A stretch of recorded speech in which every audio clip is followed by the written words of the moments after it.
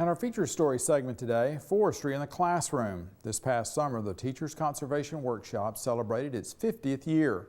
The two week-long workshops exposed teachers to all aspects of Mississippi forestry and how to teach resource conservation to their students.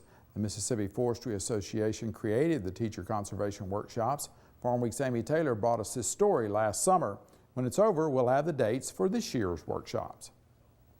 At the Teachers Conservation Workshops conducted by the Mississippi Forestry Association, it would be difficult to briefly summarize all there is to learn. To accommodate teachers from the northern and southern ends of the state, two separate workshops are held, one at Northeast Mississippi Community College in Booneville and another at Jones County Junior College in Ellisville. Mississippi State University Extension Service Forester Butch Bailey says educators, professionals, and personnel from MFA, MSU Extension Service, and Mississippi Forestry Commission were on hand to teach participants about all things forestry. The Teachers Conservation Workshop is a week-long educational program that the Mississippi Forestry Association has been conducting for 50 years. This is our 50th anniversary. We're pretty proud of that. And what we do is we take a group of about 20-25 teachers every year, and we spend 1 week teaching them everything we possibly can about forestry in Mississippi, from nurseries to the various management regimes, from private landowners to public landowners to big industry. Additionally, Bailey says the teachers visited large logging and lumber mills, sawmills, and national and state forests, as well as privately owned forests. They got an inside look at Mississippi forestry, from tree planting to harvesting to safety procedures used at the various facilities. Soil variety, quality, and erosion were also discussed. First grade teacher Amy Taylor explains some of the activities at TCW. We did measurement and evaluation, and we determined the diameter of trees and how many logs we can get from the trees, or to see how many boards we can get from a log. We did some leaf tree identification. We've learned to tell the different types of trees according to their leaves, their bark, their fruit. We've played a game this morning with the tree identification that we can use to incorporate into our classrooms. In addition, Taylor says she has an even greater appreciation for forestry and wildlife and explains how TCW will help her educate her students. I can identify trees for them, show them ways to identify trees, the invertebrates that we found in the river, the creek, and also to talk about the conservation and how that's important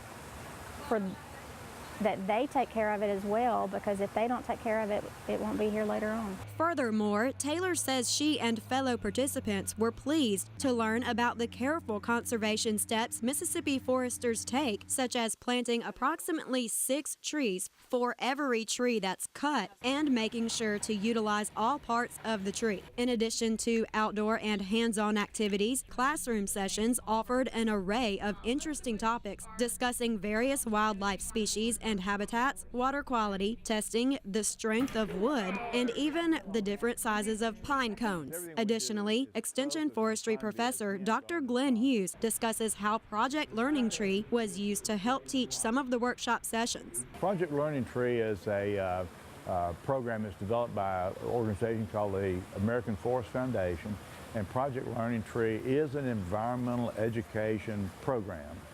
They have a really nice series of booklets that they develop, books that they develop for teachers that have practical exercises that teachers can utilize in their classroom.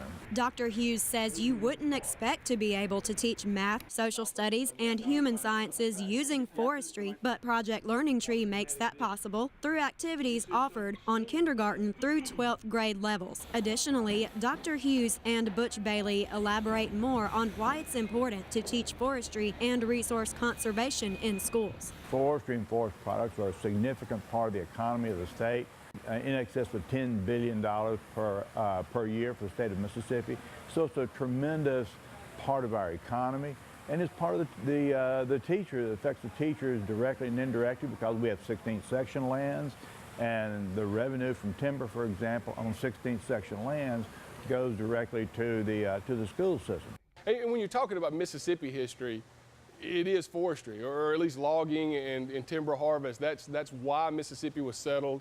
It's most of us who live in Mississippi now are here because our ancestors were in some way connected to the timber industry. Furthermore, educators at the Teachers Conservation Workshop recognized the priority of explaining the roles of various forestry-related organizations and institutes. For example, Mississippi Forestry Association Program and Event Coordinator Elena Pope says MFA is often confused with Mississippi Forestry Commission. The Mississippi Forestry Commission is your state agency headed by the state forester, and they have county offices throughout Mississippi, so you'll hear about your county forester or your service forester. The Mississippi Forestry Association is a membership organization, so if you want to be a part of MFA, we tell you what your dues would be, and a private landowner does not pay the same dues as a large company would pay. In addition, Pope explains one of the perks of being a member of the Mississippi Forestry Association. We are there to represent them anytime that there's a bill coming up, whether it's something we need to support or not support. And we have a committee that makes the decision of which bills we're supporting. Our members receive a weekly legislative bulletin during the legislative session, and so they're always the first to know about these issues, and we send it out on Friday afternoon after the legislature convenes. Another benefit for MFA members is receiving the quarterly newsletter addressing current forestry issues and containing articles that feature Mississippi State University forestry educators, MFA members, and others in forestry. Along with 50 years of teachers' conservation workshops, Mississippi Forestry Association is also celebrating its 75th year in existence, and this is the 25th year since Project Learning Tree began. As for participants' reactions to TCW, Butch Bailey says the remarks are excellent. The response we get from the participants, from the teachers about TCW is uniformly positive.